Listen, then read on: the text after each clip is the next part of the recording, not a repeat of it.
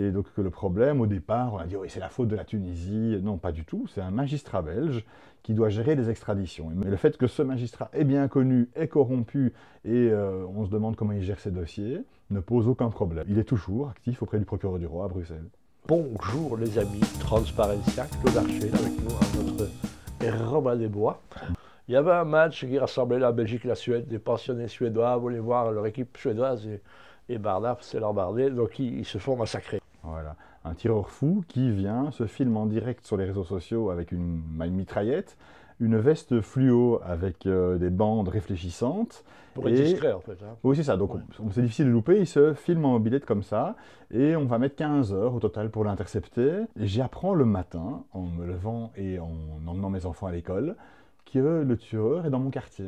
Ah. Et je ne l'ai pas appris par le système d'alerte donc de la ministre fédérale Verlinden, Bi-Alert, qui connaît pourtant le GSM de beaucoup de Belges et est capable d'envoyer un SMS par localisation et adresse. Donc on aurait quand même apprécié savoir qu'il y avait un type avec une mitraillette qui se baladait dans les rues devant chez nous au moment où on sort nos enfants à l'école. Non, on l'apprend par la presse. Ce type n'était pas du tout un inconnu. Son dossier était bien connu, il devait être extradé, car il avait été condamné pour tentative de meurtre, je pense, et d'autres violences en Tunisie. Et donc que le problème, au départ, on a dit oui, c'est la faute de la Tunisie. Non, pas du tout. C'est un magistrat belge qui doit gérer les extraditions. Et M. Merckx, substitut du procureur du roi, n'a que 31 dossiers à gérer par an. On a voulu, après avoir accusé la Tunisie, on a voulu accuser le sous-financement de la justice. Mais pas du tout. Ici, on a un magistrat qui a 31 dossiers à faire par an. C'est tout à fait gérable. Et donc, ce dossier, il l'a sorti de l'armoire, il l'a mis dans une autre armoire et personne n'a retrouvé le dossier de ce terroriste.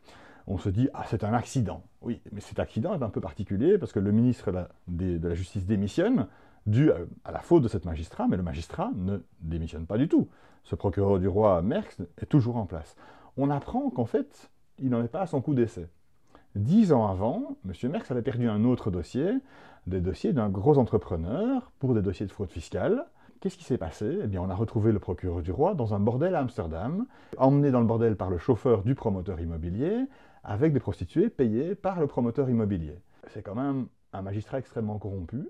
C'est connu, c'est sorti à l'époque dans la presse il y a 10 ans, et il est toujours en place. Quand on dit presse, c'est la presse mainstream. Donc oui, c'est ça, c'était dans la Libre Belgique à l'époque. Voilà, donc c'est pas quelque chose. Donc on peut se demander comment ça se fait qu'un magistrat, ou pour une question de fusillade sur des Suédois, il ne démissionne pas, ce magistrat, c'est le ministre qui doit démissionner à sa place.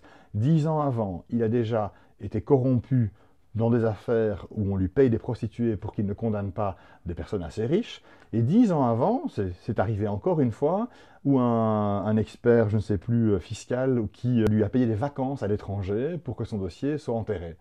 Eh bien, ce monsieur Merckx est toujours là, au parquet de Bruxelles, et enterre toujours les dossiers. Qu'est-ce qu'on peut faire de Transparencia? Qu'est-ce qu'on peut faire? Publier citoyen avec vous. Publier son nom et sa photo partout, parce que c'est quand même quand on raconte ça à l'étranger, j'ai rencontré des journalistes suédois, ils n'en croyaient pas leurs yeux. Ils ne croyaient pas que c'était même possible, une chose comme ça.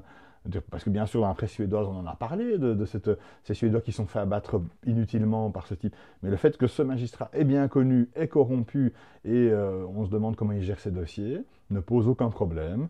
Il est toujours actif auprès du procureur du roi à Bruxelles.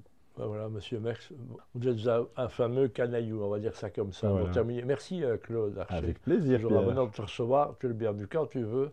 On peut suivre tout sur la page Facebook de Transparencia, par exemple, et le site internet. Merci beaucoup.